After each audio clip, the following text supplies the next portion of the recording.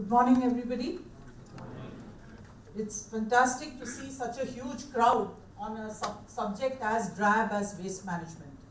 So it really looks like there is a lot of interest, and clearly everybody recognizes that there is a huge challenge that we are facing. And unless all of us work together, we are not going to be able to solve this problem. So I'm really delighted that all of you have trudged all the way from several parts of the city to one corner of my alma mater. This is the institution I studied, and it's a pleasure to have all of you back here again. I'm going to combine, in the interest of time, there's not going to be, I welcome all of you, and I'm going to do a quick note on the self-assessment itself so that we progress faster. And I just want to take you through the philosophy of why we are all here together, what do we want to achieve. So if you really look at the situation of bulk waste generation in the city, about 4,000 to 4,500 tons of bulk waste get generated in the city, and it is typically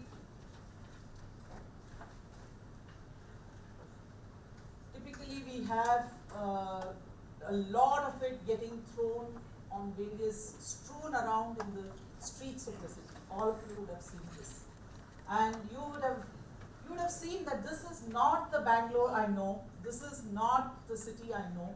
We have lived here for several years, and we have never seen this happen before. And why is it happening today? So it's important to understand, and that's why we are all here together collectively. So I thought I would take you down through a little bit of the regulatory regime on waste management. The principles of waste regulatory regime is sustainable development, precautions, a measure to avoid environmental degradation and any hazards, and polluter pay concept. The polluter pay concept says that any person who degrades the environment is the person who should pay for it. These are the integral parts of our legislation and the jurisprudence that we have, that mandate companies to have accountable and responsible disposals of their waste. The legal framework and background of solid waste management is governed by the Solid Waste Management Rules 2000. It describes briefly the collection, segregation, storage, transportation, processing, disposal. All of that is there. As typical with any regulation that we have good regulations, but we are poor in implementation. And that is really the challenge that we face. We also have a host of other subordinate rules: plastic waste management, e-waste management, batteries and handling rules, biomedical, hazardous waste, etc. It's a maze of rules if you have to comply with everything, but you need to understand that first to comply. So what I say is, waste management is not just a good thing to do, it's also a compliance requirement for each one of you, facilities managers or admin managers or people who are responsible for compliance. It's important that you realize that it's a serious compliance measure, and with the Swachh Bharat mission and a lot of focus being put on this, though the regulations have been there for a long time and they keep evolving, the increasing need for compliance is very, very evident, and in a lot of cases, the occupier of the premises will be the person held responsible for not following some of these. Let's look at Bengaluru Solid Waste Management Challenge. We have over 4,000 tons, 400 crores gets generated. 40% of the waste generated comes from the bulk waste generators. And the bulk waste generators are those who generate more than 10 kgs. But we today are focused on all of you who belong to large tech campuses or large companies who are generating a lot of waste, who generally are used to greater compliance on various matters. So we thought, let's pick up the low-hanging fruit, work with these people, demonstrate success in a voluntary self-assessment process where each company signs up to say that we will follow voluntarily a waste management self-assessment process, and then we will move towards certification. So I'm very pleased that Mr. Venkatachalam from Underwriter Laboratories is here. He's very kindly promised to create a certification framework, and we will hear more in the days to come. But first, we want a self-assessment, because the government has clearly failed in implementing and executing the legislation which is already there. They clearly are completely out of depth when it comes to seeing how this is getting managed. The enormity of the problem is so huge that I think each one of us as responsible citizens and responsible corporates need to take that responsibility on ourselves and voluntarily come back and work on a self-assessment framework so that we can give back to the city and we take care of our own health. Because today the degradation of the environment that you see everywhere, Bengaluru has the highest case of, one of the highest cases of dengue. So with all of these medical issues, health hazards that we are facing, it behooves on us as responsible citizens to work on this voluntary framework. Our goal after today's discussions is to present to you a self-assessment framework for responsible waste management, try to move towards a certification process, and we hope that many of you will sign up. Looking at the fantastic response and houseful and overfull audience, I'm really pleased. So if we are able to move towards a certification process, I think Bengaluru would have shown the way like it has on several different fronts. So I hope towards the end of today's session, we will have that commitment from all of you, and you will go back to your respective managements and work on a self-assessment framework and certification process. So I won't go into the details of the compliance requirements of bulk generation because there is a special session on that.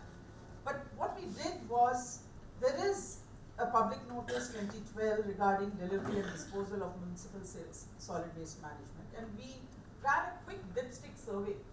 We had overwhelming response from people, so we said, why not we do a survey to find out, do people understand, do they know that such a regulation exists? Are corporate campuses aware of these guidelines? What are they doing to comply? So we did a very quick dipstick survey. 100% said they were aware of BBMP regulations. That's very good. I don't believe it may be 100%, but let's say even if it is 80%, it's fantastic that people are at least aware of it.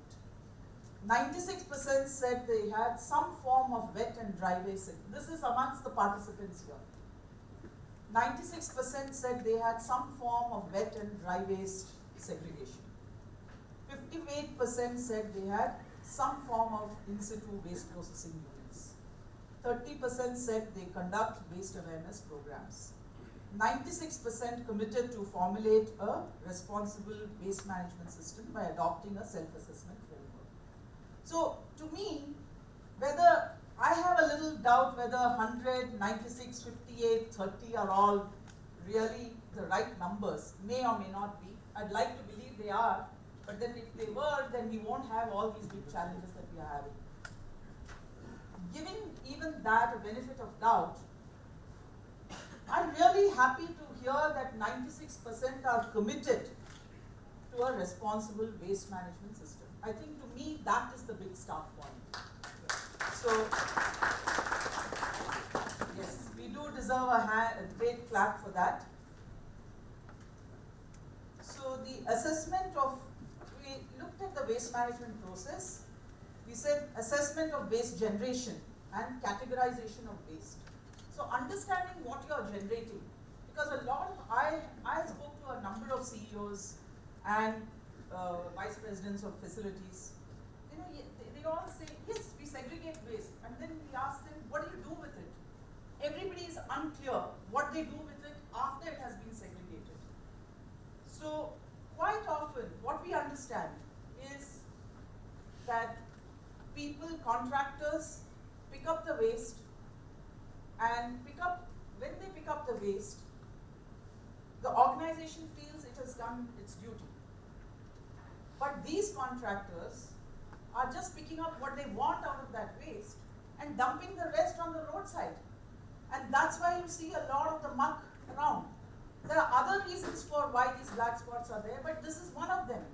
And clearly that is happening. So we said that we must bring this concept of responsible disposal. Even if I'm ready to admit that a lot of you are doing segregation of waste, we now have to move to the next step of responsible disposal to understand what is the category of waste I have, where is it going, to whom am I giving it, how is it getting transported, and who is receiving at the other end, and is that receiver the right person to receive it? I mean, these are the questions that we should ask. When I asked several companies about waste management processes, they said, oh, we are a green building and we are green and we have sustainable policies. And I said, what about waste? They didn't have an answer.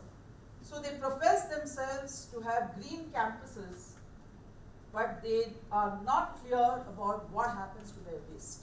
So honestly, I think you cannot call yourself a green campus unless you have looked at end-to-end waste disposal, right up to the point it gets to a processor. Who's the right processor, who's responsible, and who will dispose in a responsible way. So we looked at, we are throwing this concept out for discussion today of an effective waste management system, where we'll have a self-assessment process to understand. There's a questionnaire which should be there in your folder, and where there are a list of questions which will allow you to figure out what kind of waste do you have, how much of it do you have in each of those categories, how do you dispose each one of them, and what would you, and that will help us, if you give back that data fill to us, that will help us collate that data and understand what's happening. And that's your start point of your waste management journey. It doesn't matter where you are.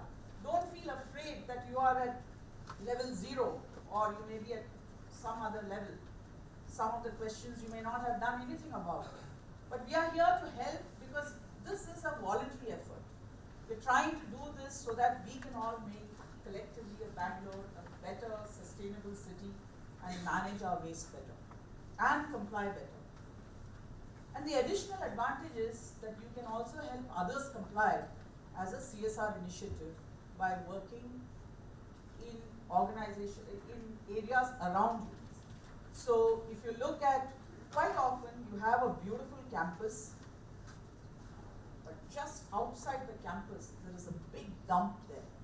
And we don't even bother that it's just our campus, and in front of us, our campus, we should keep our roads clean. So I really urge each one of you to go back and look at your own campuses and urge you to take up projects which will at least keep your surroundings clean. And in that same context, I want to talk about a BPAC Spotter app. How many of you have an Android smartphone? Quite a few. I really encourage you to download the BPAC Spotter app, which allows you to immediately upload photographs, which goes into the BBMP server, and then you will get a call from the BBMP office regarding the issues that you are reporting. So if you see anything which is not correct, somebody burning garbage, somebody dumping garbage, I really urge you to do that right away. Download that app and then click away. I'm not saying that immediately they will come and clean it, but you will at least get a call. When you get the call, make sure you get the assistant engineer's number and the health officer's number, and then you start your follow-up till that issue gets resolved. And that's how you will make them accountable. Because we from the backside are monitoring all those complaints which are getting received, and we are reviewing that with the commission. So I think we have to put the pressure on the BBMP system as well.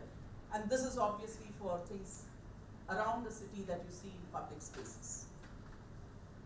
So, in your waste management framework, we are looking at understanding the current process, types and quantities of waste generated, identifying the potential liabilities that you could have if you're not storing your hazardous waste and disposing them responsibly, identifying the strengths and weaknesses in the system, people who might not comply, set a waste management policy for the organization, and then set waste management goals and a system that facilitates movement towards those goals.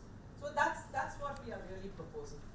And finally, after you have done that self-assessment and put a policy in place, and then put some goals, measure, review, report.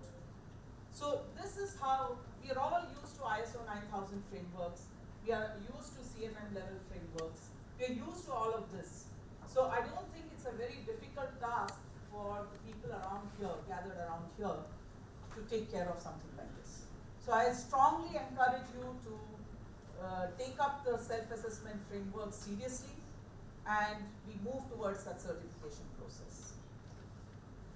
So as I said, we start, the functional elements are generation and segregation, storage, and those of you that have an in-situ process where you can manage your own waste, for example, leaf waste, food waste, etc., that can be done, and the dry waste can be moved, but I always focus on responsible disposal, because otherwise what happens is you give it to the transporter, it goes to illegal dumping.